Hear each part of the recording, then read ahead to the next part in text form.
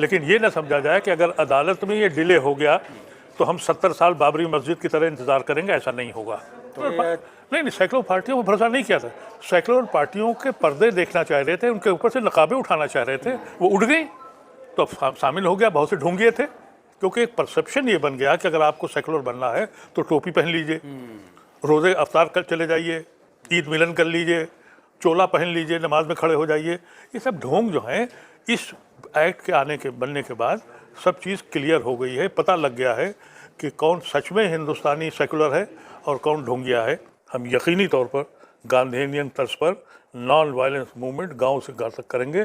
कितना जेल भेजना, कितना मारना है, मार के देखो। उससे भी बड़ा होने वाला है फिर क्या, अगर वापस नहीं लिया गया तो? वो तो एक नमूना था, उससे दहल गए थे, उसके बाद दिल्ली का दंगा करा दिया। आज की मीटिंग ने ये बात साबित की कि ये सिर्फ मुसलमानों का मसला नहीं है। जितने आपको यहाँ लोग दिखाई पड़े, इसमें प्रोफेसर्स थे, इसमें लॉयर्स हैं, सिविल सोसाइटी के लोग हैं। ये एक ऐसा मौजू है जिसके ऊपर पूरे हिंदुस्तान के पढ़े लिखे संजीदा लोग परेशान हो गए कि ये मुल्क जो है ये अब गैर कानूनी हरकतें कर रहा है। ये मुल्क जो है अपने संविधान के ख़िलाफ़ काम कर रहा है। इसके ऊपर हम लोग यहाँ बैठे थे और जो एक प्रोपेगेंडा ये किया जा रहा है कि साहब ये मुसलमान दाढ़ी वाले जो हैं वो कर रहे हैं, तो ये बात आज आपकी समझ में आ गई होगी कि सिर्फ मुसलमान ही नहीं, मुसलमान को जो तकलीफ़ या धोखा दिया गया है उसको पूरे हिंदुस्तान के जो समझदार लोग हैं वो जानते हैं कि ये मुसलमान के बहाने आइन को, कॉन्स्टिट्यूशन को तोड़ने और उसके हुकूक को छीनने का ये एक साजिश है। एक बात ये प्रोपेगेंडा की जाती है कि साहब हमने बहुत इसको फ़ायदा पहुंचा दिया है, गरीबों को फ़ायदा पहुंचाएंगे। आपको मालूम है कि वक्फ जो है, ये नहीं, जो डोनेट करता है वो वही करता है जिसकी हैसियत होती है, जो इस काबिल होता है कि अपनी कुछ जायदाद किसी को डोनेट कर सके अपने गरीब भाइयों के लिए। और ये जो गरीब हैं वो बेनिफिशरी हैं। अब ये बीजेपी की तरफ से प्रोपेगेंडा है कि अब गरीब लोगों को फ़ायदा होगा। गरीब महिलाओं को भी बताया, गरीब महिलाओं को फ़ायदा। भाई इनको पैसे कौन दे रहा है? वक्फ किसने किया है? पैसे वाले ने, राजा ने, महाराजा ने, रईस ने, ख़ानदान वालों ने अपनी जायदाद का एक हिस्सा अल्लाह के नाम कर दिया और ये कहा कि हमारे गरीब भाई इससे फ़ायदा उठाएंगे। तुम उस जायदाद को छीन कर किसका फ़ायदा करने जा रहे हो? उन गरीबों का जिनको इन लोगों ने दिया था। ये एक सोचने की बात। कह दिया कि महिलाएं आएंगी, महिलाएं तो आज भी हैं, मना किया किसी ने?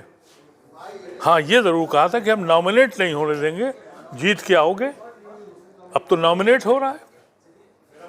तो ये जो सब फ्रॉड हैं। तो फिर आज आगे का प्लान क्या तैयार हुआ है? प्लान ये था, हम लोगों का पैगाम ये था कि भाई हम ये देखना चाह रहे थे कि हमारी जो मुस्लिम ऑर्गेनाइजेशंस हैं या मुस्लिम जमातें हैं उसको गैर मुस्लिम संजीदा हिंदू हजरात, सिख भाई, क्रिश्चियन भाई किस तरह से देख रहे हैं। आज उनके सारे लोगों ने कहा कि ये ज़ाती हुई है और ये कॉन्स्टिट्यूशन के ख़िलाफ़ है, हमारे साथ हैं, हौसला हमारा बढ़ा है। ये पैगाम हम हर घर में घर घर ले जाएंगे, हर जगह जाएंगे कि ये हिंदू मुस्लिम मसला नहीं है, इस मुल्क को तोड़ने का साजिश है और ये हमारी जायदादों को बड़े रईसों के हाथ, अंबानियों के हाथ बेचने की इसका एक साजिश है जिसका पर्दाफाश होगा। तो आंदोलन की कुछ रणनीति बनी? आंदोलन तो देखिए हमेशा रहेगा ही, इसलिए कि अदालत हमारा पहला रिजू है, इसलिए कि अदालत तो हम जाएंगे ही। लेकिन ये ना समझा जाए कि अगर अदालत में ये डिले हो गया तो हम 70 साल बाबरी मस्जिद की तरह इंतज़ार करेंगे, ऐसा नहीं होगा। तो इसका अगर ये डिले होगा तो हमारी तहरीक तो चलेगी ही। हमें अभी भी उम्मीद है कि अदालत हालात को देखते हुए जल्द फैसला करेगी, उम्मीद भी हम कर रहे हैं। और अगर जल्द फैसला हो गया तो हम लोग सुप्रीम कोर्ट से भरोसा रख रहे हैं। सुप्रीम कोर्ट पे भरोसा कैसे नहीं रखेंगे अगर अपने इस मुल्क में रहते हैं? लेकिन हमें कई ऐसे मसले आए हैं ना जिससे रहा है कि थोड़ा शक पैदा करता है। नहीं, बहुत से मसले ऐसे हैं जिसने मायूस किया है। बाबरी मस्जिद के मसले ने मायूस किया है, बाबरी मस्जिद में जो भी कहा गया हमारी सब बात मानी गई, जजमेंट बदल गया, हमारे ख़िलाफ़ चला गया। लेकिन हम तवक्को करते हैं कि ये एक ऐसा मसला है जिस पे आपने सुना भी होगा कि हमारे वकील हजरात ने, फुज़ैल अय्यूब साहब वगैरह ने जो बयान किया है, सलमान खुर्शीद ने, तो वो कहाँ कोई मसला ही नहीं है कि जहाँ पर हमें इंसाफ न मिले। ये मुमकिन है कि हमें इंसाफ इस बारे न मिले कि अभी उन्होंने केवियट दायर किया है, फिर उलझ के रह जाए, स्टे न मिले, तो डिले हो सकता है।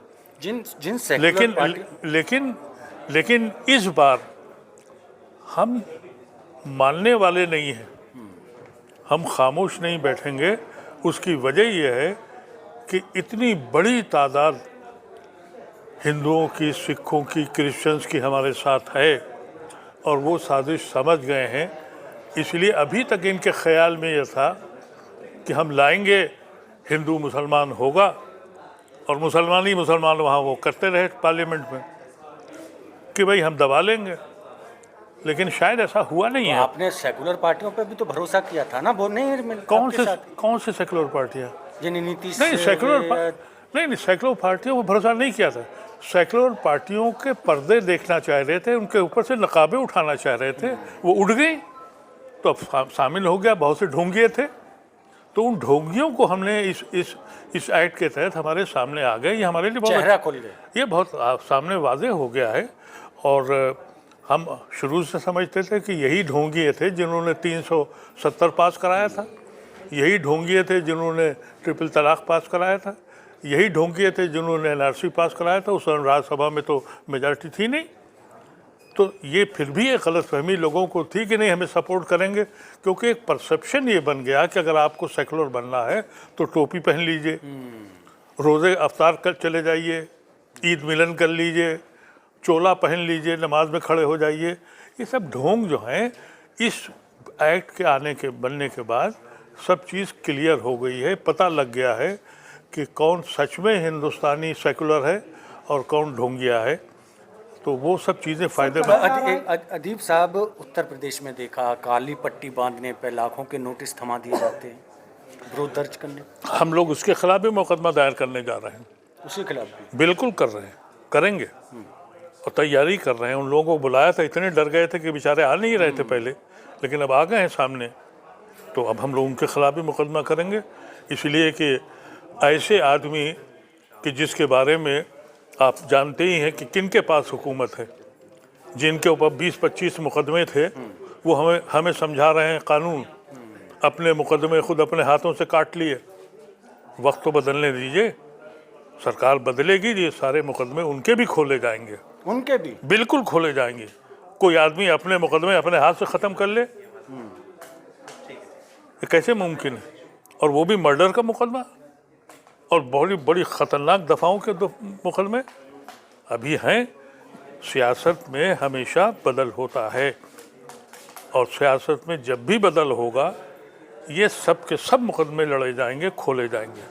एक सवाल और ज़्यादा अभी चर्चा का विषय बना हुआ है, लोग जब भी आवाज़ उठा रहे हैं उनको डराया धमकाया जा रहा है। बात सिर्फ ये है कि मुसलमान कौम डर गई, और मुसलमान कौम जब डर गई तो उसका फ़ायदा इन्होंने उठाया। इस बिल के बाद, एक्ट बनने के बाद, मैं ये समझता हूँ कुछ बेहतरी भी हुई। ब्लेसिंग इन डिस्गाइज है। एक सोई हुई, डरी हुई, सहमी हुई कौम अब जागने की कोशिश कर रही है, तो इससे हमें फ़ायदा भी होगा। किस्मत हमारी यह है कि अभी हिंदुस्तान में बड़ी तादाद सेकुलर हिंदुओं की है, वो हमारी अगुवाई करेंगे। कैसे देखेंगे? सीए एनआरसी जैसी त्रैसदी देखी है दिल्ली ने? देखिए, एनआरसी और जो भी कुछ हुआ, हिंदुस्तान में पहला गांधीनियन मूवमेंट था जो औरतों ने चलाया था। अमित शाह ने उसकी ऐसी आवाज़ लगाई कि मालूम हुआ कि बड़ा कोई क्रिमिनल अफेंस हुआ है। अमित शाह ने कहा, आज भी बहुत से आपके जर्नलिस्ट कहते हैं क्या एनआरसी करेंगे, क्या शाहीन बाग करेंगे? शाहीन बाग से बड़ा नॉन वायलेंस गांधीनियन मूवमेंट हिंदुस्तान ने देखा? अब हम उसके झांसों में आने वाले नहीं हैं। हम यकीनी तौर पर गांधीनियन तर्ज पर नॉन वायलेंस मूवमेंट गांव से घर तक करेंगे। कितना जेल भेजना, कितना मारना है, मार के देखो। उससे भी बड़ा होने वाला है फिर क्या, अगर ये वापस नहीं लिया गया तो? वो तो एक नमूना था, उससे दहल गए थे, उसके बाद दिल्ली के दंगा करा दिया। तो डर तो पैदा हुआ ना। यही तो किया था ना। तो अब हम तैयार हैं ना। हम कोई ऐसा काम नहीं करेंगे जिससे कि इनको मौका मिले। और अब हम ये समझ लें कि ये सिर्फ मुसलमानों के मूवमेंट नहीं है। इस मुल्क में जो लोग भी आइडिया ऑफ इंडिया को बिलीव करते हैं, जो लोग भी इस कॉन्स्टिट्यूशन को मानते हैं, उन सब की लड़ाई है उन लोगों के साथ जो यहाँ काबिज हो गए हैं, डिक्टेटर बन गए हैं, कॉन्स्टिट्यूशन को रोज़ तोड़ रहे हैं। ये लड़ाई है, बहुत बड़ी लड़ाई होगी। सर नेता है, उन्होंने कहा है कि अगर शाहीन बाग बनाने की कोशिश करें जलियांवाला बाग बना दिया जाएगा।